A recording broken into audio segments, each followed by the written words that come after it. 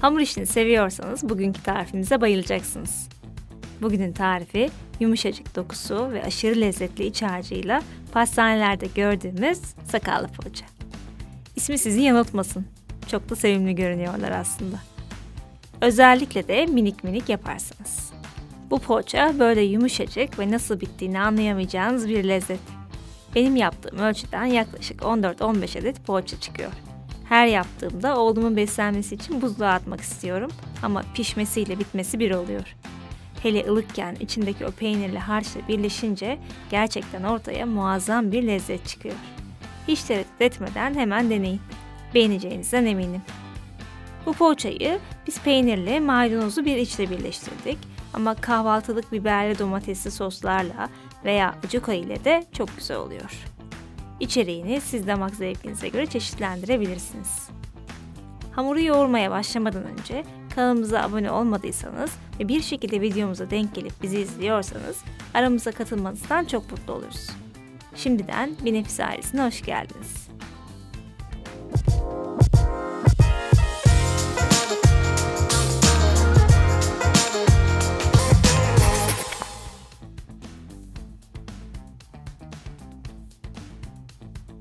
Bu mayalı bir poğaça.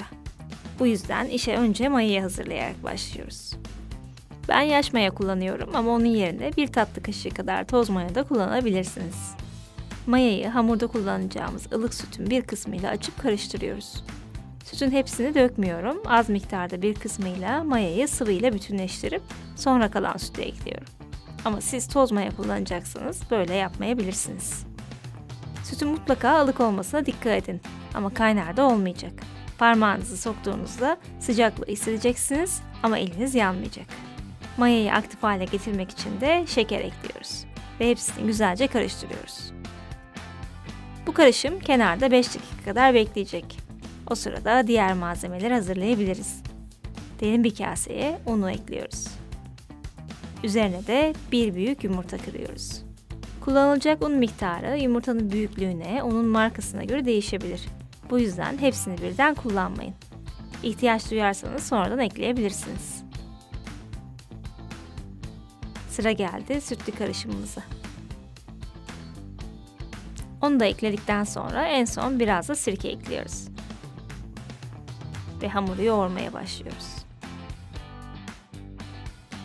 Tuzu ben maya ile birlikte değil de hamuru biraz karıştırdıktan sonra ekliyorum.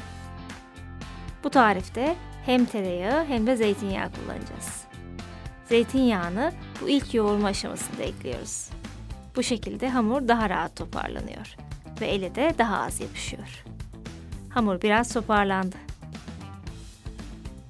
Artık tezgaha alıp güzelce yoğuralım. İyi bir poğaçanın sırrı güzel yoğurmaktan geçiyor. Elimize yapışmaması için elinizi hamurdan temizlemeniz de önemli. Bu aşamada ben yağdan kalan son kısmı da kullanıp elimi yağlayarak hamuru güzelce yoğurdum. Yoğruldukça hamur toparlanıp pürüzsüzleşmeli. Ele yapışmaz bir hale almalı. Hala elinize çok yapışıyorsa çok az un ekleyip yoğurmaya devam edin. Ama unutmayın, ne kadar az un o kadar yumuşak poğaçalar. Bu yüzden eklemeyi azar azar yapın. Gördüğünüz gibi benim hamurum bayağı toparlandı. Artık yumuşamış tereyağını ekleyip hamura yedirebiliriz. Yağı ilk eklediğinizde hamur parça parça olacak. Hatta size hiç toparlanmayacakmış gibi gelecek ama korkmayın. Yoğurdukça o yağı çekip güzel bir kıvam alacaktır. Fakat hepsini birden eklemeyin. Toparlamanız zor olur. Bir de yağı eklerken hamuru bu şekilde açıp yağı sürdükten sonra o yağın içeride kalmasını sağlayarak yoğurursanız daha rahat olur. Bilginiz olsun.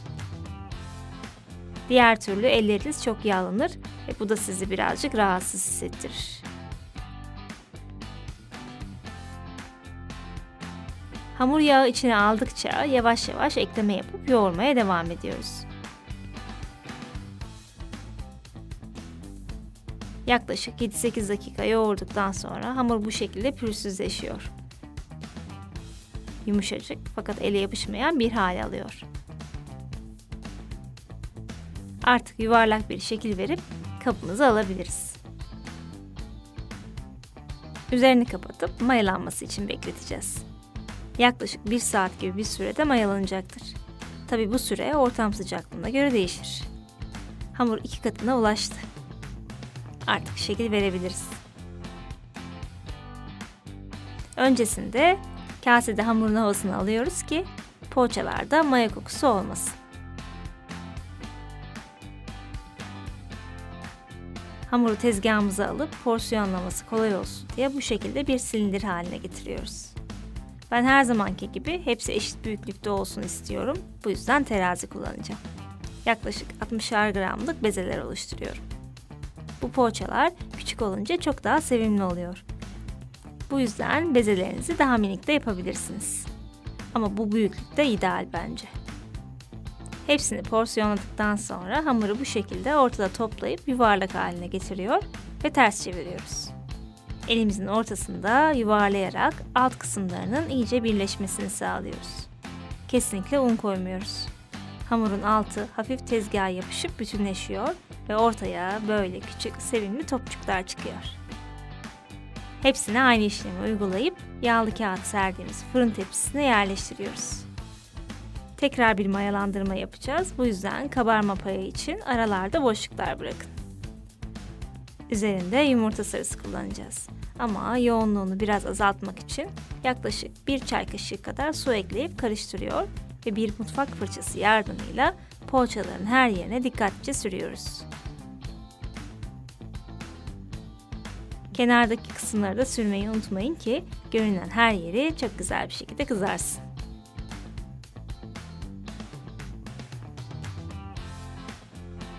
Süsleme için de üstüne susam serpiştirdim. Sade de olsa olur. Bu şekilde yaklaşık 30 dakika kadar bekletip tepsi mayasının gelmesini sağlayacağız. Bu süre yine ortam sıcaklığına göre kısalabilir. Poğaçalar hazır. Artık pişirmeye geçebiliriz. 180 derecede önceden ısıtılmış fırında yaklaşık 15 dakika kadar pişiriyoruz. Pişme süresi fırından fırına değişiklik gösterebilir. Mutlaka 10. dakikadan sonra kontrol edin. Hatta fırınınız eşit pişirmiyorsa tepsiyi hızlıca çevirebilirsiniz. Poğaçalar pişti. Fırından çıkar çıkmaz üzerine bir bezle örtüp yumuşamasını sağlıyoruz. Biz de o sırada iç harcını hazırlayalım. Dış kısmında maydanoz kullanacağız.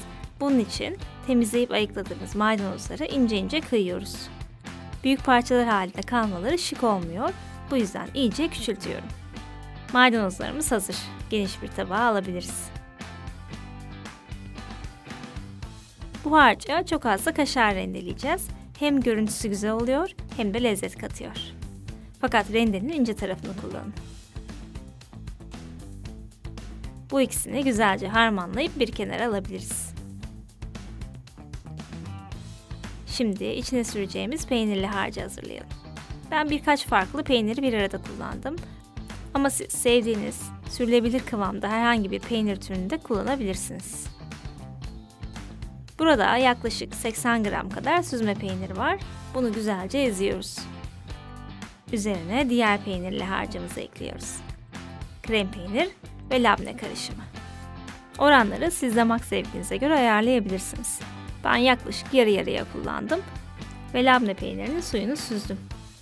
Hepsini karıştırınca bu harç da hazır. Artık poğaçaları hazırlayabiliriz. Ama öncesinde size poğaçanın yumuşaklığını ve dokusunu göstermek istiyorum. Peynire falan gerek yok gerçekten. Bu böyle çerez gibi yenecek bir şey. Pamuk gibi ve gerçekten çok lezzetli. Ama yine ben size peynirli halini göstereyim. Poğaçaları ikiye ayırıyoruz. Ekmek bıçağıyla rahatça kesebilirsiniz. Biraz üstten kesiyoruz ve tamamen ikiye bölmüyoruz. Sadece üst kısmından bir kesik açıyoruz. İçine hazırladığımız peynirli harçtan sürüyoruz. Miktarı size kalmış. Bol ya da az. Fakat bu harç dış kısmına da biraz sürülmeli ki hazırladığımız maydanozlu harç yapışabilsin. Kenarlarını bu şekilde maydanozlu harca buluyoruz. Ve ortaya bu sevimli pastane poğaçası çıkıyor. Kahvaltı sofraları, çocuklarınızın beslenme çantaları veya evinize gelen dostlarınız için harika bir tarif. Zaten görüntüsü lezzeti konusunda fikir veriyor. Gözünüz kapalı deneyin ve denetin. Malzeme listesi açıklamalar kısmında her zamanki gibi eklendi. Detaylara oradan da bakabilirsiniz. Videomuzu beğendiyseniz beğen butonuna basmayı ve bizi desteklemek için kanalımıza abone olmayı unutmayın. Bir sonraki tarif videosunda görüşmek üzere. Afiyet olsun.